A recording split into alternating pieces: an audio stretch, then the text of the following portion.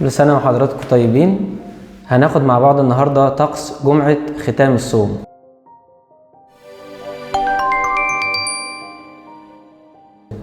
كلنا عارفين ان الصوم ليه نغمتين، نغمة الايام ونغمة اسمها السبوت والاحاد. فطقس جمعة ختام الصوم بيبقى فريد شوية، بيبقى نغمته واخد من نغمتين، مزيج من النغمتين، وعايز اقول لنا ان احنا هنختم الصوم بفرح.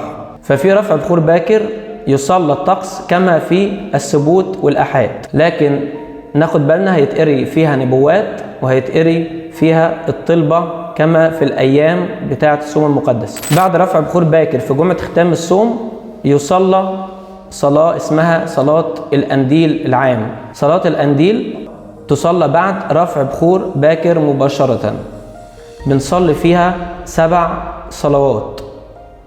الآباء الأولين كان بيجيبوا حاجة اسمها أنديل، عشان كده اسمه أنديل. الأنديل ده بيبقى فيه 7 شمعات. دلوقتي حاليا بطبق بيبقى فيه 7 فتايل، لكن زمان كان بيبقى نظام أنديل طالع منه 7 فتايل.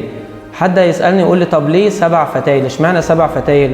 دول إشارة إلى كمال مواهب الروح القدس. الأنديل بنقول عليه سر مسحة المرضى، سر من أسرار الكنيسة. الرب يسوع المسيح أسس هذا السر عندما قال لتلاميذه اشفوا مرضى طهروا برصا في متى 10 آية 8.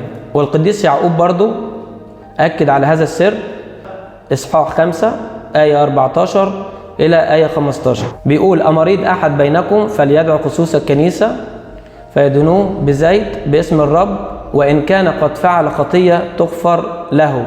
ونركز فإن كان قد فعل خطية تغفر له.